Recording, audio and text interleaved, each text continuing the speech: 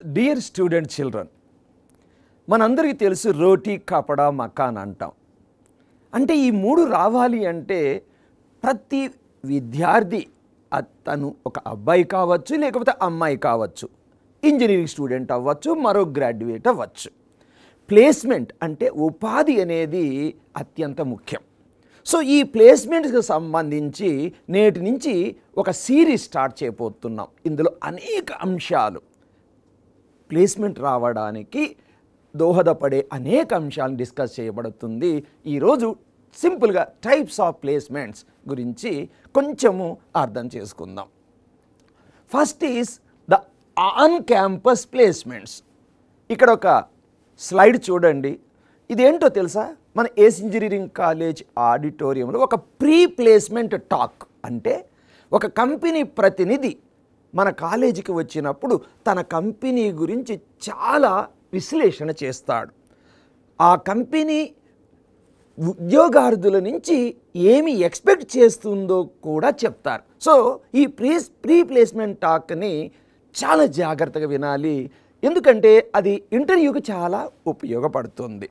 So on campus placements, చాలా కంపెనీలు మంచి కాలేజీలకి, ఏ కాలేజీలో అయితే ఇన్ఫ్రాస్ట్రక్చర్ బాగుందో, విద్యార్థులకి ట్రైనింగ్ లాంటివి దొరుకుతుందో అక్కడికి ఆన్ క్యాంపస్ ప్లేస్మెంట్స్ జరుగుతూ ఉంటాయి. ఓకే, సో ఇందులో అర్హతకి కొన్ని నామ్స్ పెడతారు. అంటే బీటెక్ ఫస్ట్ క్లాస్ అని ఉండాలనో, first class throughout the career అంటే 10th, ఇంటర్, డిగ్రీ ఇలా ఉండాలి, ఏదో కొన్ని కండిషన్స్ పెడతారు. సో ఆ కండిషన్ తర్వాత తెలుసుకుందాం. The first is on campus placements. Second is off campus placement. ఇక్కడ ఏంటంటే కొన్ని కంపెనీలు ఏదో ఒక కాలేజీకి వెళతాయి. కొన్ని కాలేజీలు 3 ఉండొచ్చు, 4 ఉండొచ్చు, 5 ఉండొచ్చు, ఒక 10 కాలేజీలకు సంబంధించిన ఉద్యోగార్థులని ఆ క్యాంపస్కి పిలుస్తారు. ఇక్కడ చూపిస్తున్న స్లైడ్ రీసెంట్గా మన కాలేజీలో హోండై కంపెనీకి సంబంధించి మెకానికల్, ఎలక్ట్రికల్, ఈసీ వాళ్ళకి ఒక పూల్ క్యాంపస్ మాదిరిగా, అంటే ఆఫ్ క్యాంపస్, అంటే వేరే కాలేజీ వాళ్ళు కూడా మన కాలేజీలో ఆ ఉద్యోగాల కోసం, డిజైన్ ఉద్యోగాల కోసం పోటీ పడ్డారు. So this is off campus. అంటే ఒక్కొక్కసారి మన ఏస్ కాలేజీ అభ్యర్థులు కూడా ఇంకో కాలేజీకి పోవచ్చు. సో ఇదంతా కూడా అవైలబుల్ ఇన్ఫ్రాస్ట్రక్చర్ కానీ కాలేజీ యొక్క ప్రాముఖ్యతను బట్టి ఉంటుంది. The third is referrals. Referrals అనగానే చాలామంది మీ రికమెండేషన్ అనుకుంటాం. రికమెండేషన్ అంటే ఏదో డబ్బులు ఇచ్చి ఉద్యోగం కొనుక్కోవడం అనుకుంటాం. కాదు. ప్రతి కంపెనీలో కొంతమంది పనిచేస్తూ ఉంటారు.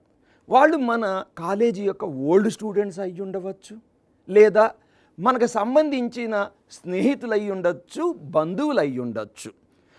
ప్రతి కంపెనీలో ఎవరన్నా ఒక ఉద్యోగి ఒక మంచి అభ్యర్థిని కనుక రికమెండ్ చేసి ఆ సెలక్షన్ అయిన వాడు కనుక బాగా పర్ఫామ్ చేస్తే ఆ రికమెండేషన్, ఆ రెఫరల్ చేసిన వ్యక్తికి మంచి ఇంక్రిమెంట్ కానివ్వండి, అప్రిసియేషన్ లెటర్స్ కానీ దొరుకుతూ ఉంటాయి.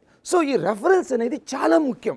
అందుకే చాలామంది ఏమంటాము, old students of that college అంటే వాళ్ళు డిఫరెంట్ కంపెనీస్లో సెటిల్ అయ్యి ఉంటారు, వాళ్ళతో కనెక్ట్ అయ్యి ఉండాలి. అందుకే ఆలమ్ని అసోసియేషన్ అనేది చాలా ముఖ్యం. అదేవిధంగా మరికొందరు అంటారు, లింక్డ్ఇన్లో నీ ప్రొఫైల్ కనుక పెట్టుకుంటే ఒక్కొక్కసారి రెఫరల్స్ వచ్చే అవకాశం ఉంటుంది. So this third option is referral. So అందువల్ల ఏందో ఒక నెట్వర్క్ అంటారు. మనం అందుకనే మన లక్ష్యం సపోజ్ ఏదైనా ఒక మంచి కంపెనీ, సపోజ్ గూగుల్, మైక్రోసాఫ్ట్, ఏదో ఒక కంపెనీలో అనుకుందాం. సో ఆ కంపెనీలో పనిచేసే వాళ్ళని తోటి కనెక్ట్ అయ్యామనుకోండి, ఒక అవకాశం ఉండొచ్చు. సో రెఫరల్స్ అనేది ఒక మంచి అవకాశం. నాలుగోది, చాలాసార్లు అంటుంటాం జాబ్ మేళా, అంటే మాస్ హైరింగ్ డ్రైవ్స్. అప్పుడప్పుడు ప్రభుత్వాలు, మన తెలంగాణ ప్రభుత్వం, అప్పుడప్పుడు మన జేఎన్టీయూలో కూడా అనేక కంపెనీలు వస్తాయి. ఇంతకుముందు ఆఫ్ క్యాంపస్లు ఏంటి, ఒక కంపెనీ వస్తుంది, కొన్ని కాలేజీలు పార్టిసిపేట్ చేస్తాయి. ఇక్కడ అలా కాదు, అనేక కంపెనీలు ఉంటాయి. స్టూడెంట్లు ఎక్కడి నుంచి వస్తారు? డిఫరెంట్ కాలేజెస్ నుంచి వస్తారు.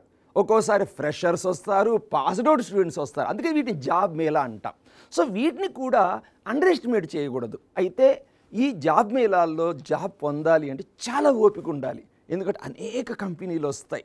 సో ఓపికగా ఉదయం నుంచి సాయంత్రం వరకు మనము ఆ జాబ్ మేళాలను డిఫరెంట్ కంపెనీస్ని సందర్శించి, స్టాల్స్ని సందర్శించి మన టాలెంట్ని కనుక చూపించుకుంటే వచ్చే అవకాశం ఉంటుంది. సో ఈ 4 రకాల ప్లేస్మెంట్స్ని ఏదో ఒక దాన్ని మీరు పొందవచ్చు. All the best.